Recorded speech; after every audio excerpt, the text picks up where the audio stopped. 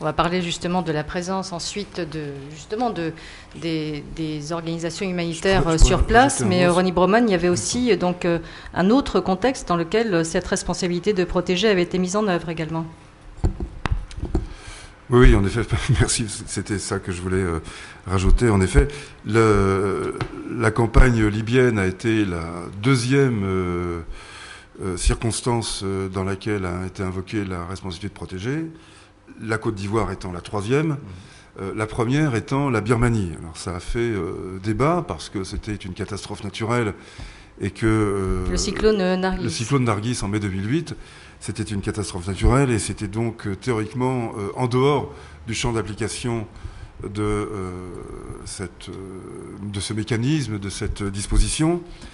Mais le ministre des Affaires étrangères français de l'époque, notre camarade Bernard Kouchner, le ministre des Affaires étrangères britannique, à l'époque, David Miliband, et les États-Unis, donc nos trois usual suspects, s'étaient rassemblés pour faire valoir l'idée que la non-assistance à personne en danger valait équivalent de massacre direct. Et que les centaines de milliers de personnes qui étaient sous un risque imminent d'épidémie et de famine qui pouvaient provoquer des morts par centaines de milliers, méritaient qu'on active cette disposition et ils ont joint le geste à la parole puisqu'ils ont mobilisé. C'était d'ailleurs évidemment sans conséquences pratiques immédiates. Personne n'imaginait que ça se transformait en acte. Mais tout de même, la symbolique était très forte. Ils ont mobilisé plusieurs vaisseaux militaires pour les envoyer, qui étaient d'ailleurs en manœuvre dans l'océan Indien avec l'Inde. Donc il y avait une disponibilité qui se prêtait bien aux propos. Et donc plusieurs navires militaires sont allés croiser le long des côtes birmanes pour faire pression sur le gouvernement birman. Alors, il n'est pas inutile d'ajouter, parce que justement, on parle de choses virtuelles. Moi, quand on parle de massacre virtuel, je pense à l'Agrippa qui devait faire 2 milliards de victimes. Hein, je le rappelle, un tiers du globe était menacé par l'Agrippa. Donc, les petites critiques sur la vaccination, elles tombaient à plat devant l'immensité de l'événement que mettait en avant Roselyne Bachelot. Là, on parlait de 1,5 million de morts qui allaient survenir. Je critique cela non pas avec, disons, la connaissance rétrospective, mais j'avais dit, nous étions quelques-uns, mais bien peu nombreux, et je le regrette, j'avais dit qu'il n'y avait aucune chance, zéro chance qu'il y ait la moindre épidémie et la moindre famine, et que tout ce montage autour des centaines de milliers de morts, voire on avait parlé de 1,5 million, je ne préfère pas citer l'auteur par charité, par sentiment humanitaire, disons, parce que ce serait une arme de destruction massive tout à fait prohibée, surtout dans une enceinte du CICR. Donc j'arrête là, mais c'était quand même l'énormité du bobard avait pour objectif d'éteindre toute capacité critique. Et comme le rappelait très justement Monsieur Abidi, l'urgence a pour effet principal d'asphyxier toute aspiration critique, même de la prohiber, enfin de la rendre moralement irrecevable, parce que devant l'urgence, il faut agir. Eh bien moi, je prétends que sous ces dizaines, ces centaines, voire ces millions de morts qu'on nous présente à chaque fois, ils ont d'abord pour fonction de nous empêcher de réfléchir. Et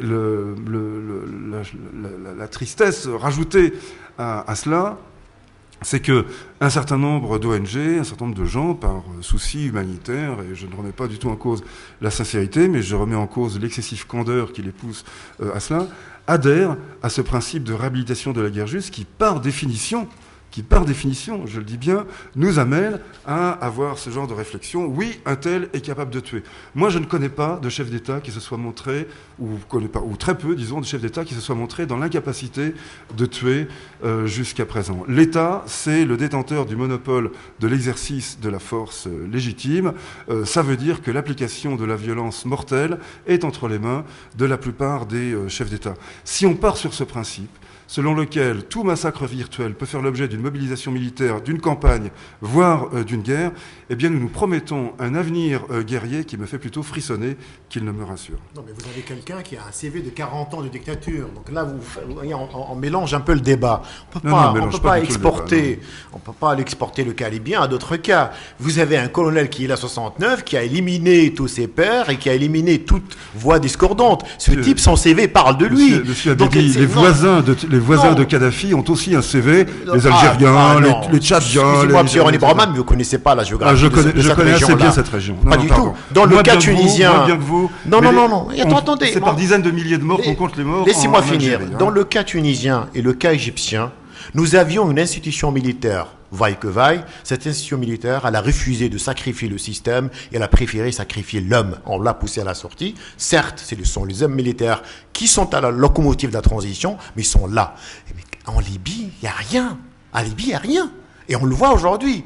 Quant, encore une fois, à la capacité de nuisance, aujourd'hui, on a toutes les peines du monde à l'idéologie d'une petite ville qui est à Bani Walid, qui est Sirte, pour vous dire la capacité de nuisance de Kadhafi et ses lieutenants. Donc, on ne peut pas vraiment dire que tous les régimes ont cette capacité, ont la force de poudre pour tuer leur population. Pas du tout. Il y a vraiment des spécificités. Il faut vraiment, à mon avis, traiter le cas libyen à part. Nous avions affaire à une situation qui est, à mon avis, inédite dans cette région-là, et l'histoire nous le dira. Aujourd'hui, le Yémen, regardez ce qui se passe, c'est quelque chose où on voit bien une polarisation entre des tribus armées et entre un président et sa famille, où là, ça fait mal. C'est-à-dire qu'il y a des parallèles très importants dans chaque pays, hélas, et je ne suis pas en faveur des militaires, où l'armée n'est pas loin de processus décisionnel de la présidence, vous avez moins de chances de voir un régime disparaître, où le seuil de la violence est sans limite. Et ça, c'est très grave. Ce n'est pas le cas de la Tunisie, ce n'est pas le cas de l'Égypte, et probablement, ça ne sera pas le cas du Maroc, de l'Algérie. Et la Syrie, j'ai oublié la Syrie. Regardez la Syrie, où il n'y a pas du tout d'autonomisation des services de renseignement, surtout la garde présidentielle et l'armée. On voit bien que la violence aussi sans répit. Et la Palestine, et l'Iran, et le Zimbabwe, et la Corée du Nord, et le Tadjikistan, et oui, partez en guerre, monsieur. Moi, je refuse une approche. Moi, je refuse d'avoir une approche dogmatique. Moi, où il y a une solution, je la prends. D'où elle vient, je la prends en tant que démocrate et en tant que je veux. Moi, l'essentiel, c'est la cible. Quelqu'un qui veut une intervention militaire, est-ce qu'on veut lui dire, est-ce que vous voulez un agent de CSCR en string ou bien en foulard? Moi, je m'en fous. L'essentiel, c'est qu'on me donne le vaccin. C'est très important. Secourir la victime, où elle se trouve. Ensuite, on parlera des détails. Aujourd'hui, on savait qu'en Libye, il y avait un danger de mort. Il y avait un danger de mort et il fallait intervenir. Donc, mais la situation libyenne elle est tout à fait différente des autres situations. Et le 25 février, Sarkozy savait qu'il y avait un danger de mort. Il est tellement sensible à la cause humanitaire. On n'est pas responsable des déclarations. On n'est pas responsable des déclarations politiques. C'est ça qui est très important. On n'est pas responsable. On ne va pas refuser. C'est le leader de cette guerre, tout de même. Oui, ça a été le leader. Il y a un Conseil de sécurité. Il y a la Ligue arabe qui a réuni. On reviendra sur la légitimité et la légalité. Mais on a réuni pour la forme, je dirais. On a réuni pour la forme. On a réussi à vendre une intervention. Encore une fois, je rappelle, elle est utile. J'aime pas le mot guerre humanitaire. Elle était très utile. La mise en scène, elle était très bien faite parce que nous avions un vote de la Ligue arabe, un vote du Conseil de coopération du Golfe et on est allé au Conseil de sécurité. Si les Nations unies n'ont pas joué leur rôle, comme ils ne le jouent pas depuis 1947 dans le conflit israélo-palestinien, et on l'a bien vu avec le discours d'Obama, qui maintenant le monde arabe, on l'appelle Obama la rhétorique, ça montre en effet qu'il fallait absolument avoir de temps en temps une locomotive politique. Il se trouve que dans le cas libyen, on avait Sarkozy et David Cameron. Est-ce qu'en tant que démocrate ou humanitaire, je dis « Ah non, tout ce qui vient de Sarkozy ou David Cameron, je le prends pas ». C'est ça la question quand vous avez quelqu'un qui a peur. Est-ce qu'il a peur? Il a peur pour sa vie. Ça, c'est très important. Je rappelle que la salle peut intervenir à tout moment, donc si vous voulez intervenir, n'hésitez pas à lever la main. Voilà, donc, Je voudrais juste rajouter, oui. Mais vraiment 20 secondes, je promets de ne pas dépasser.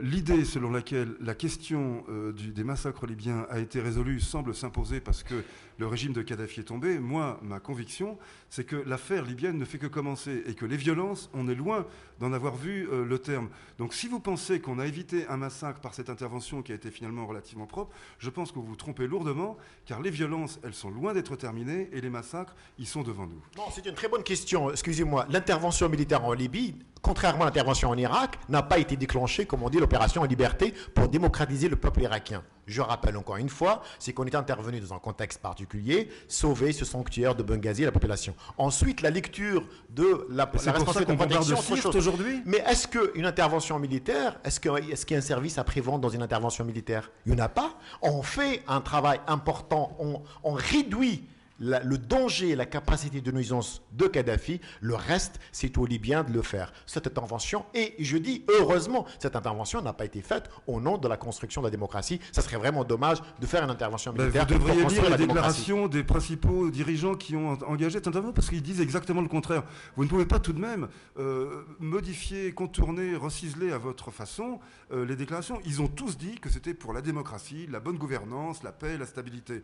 Vous pouvez choisir de prendre ailleurs les arguments qui vous semblent les bons. Seulement, voilà, c'est ça qu'ils ont dit. Moi, je suis un moi non plus. politique. Moi non plus. Je suis un chercheur. Moi non plus. Mais simplement, ce que je dis, c'est qu'il s'agit d'établir la démocratie en Libye, et c'est bien l'objectif qui est recherché. Juste une question, pourquoi ne pas être intervenu avant, finalement, puisque en Libye, il y a eu d'autres massacres, à d'autres périodes?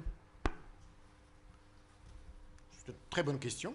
Oui, tout à fait. C'est une question légitime. Pourquoi il n'est pas intervenu en sachant que c'est vrai que Kadhafi n'est pas nocif avec ses dépassements énormes des droits de l'homme? Oui, ça c'est vrai. Parce que justement, le régime libyen en avait besoin de lui en Occident comme ailleurs. Il rendait des services énormes. Il remplissait le cahier de charge. Donc il ne fallait pas le déboulonner. Il se trouve que la situation a changé. Donc il y avait cette, encore une fois, conjoncture entre des raisons politiques et des raisons humanitaires. Et on a décidé d'en finir.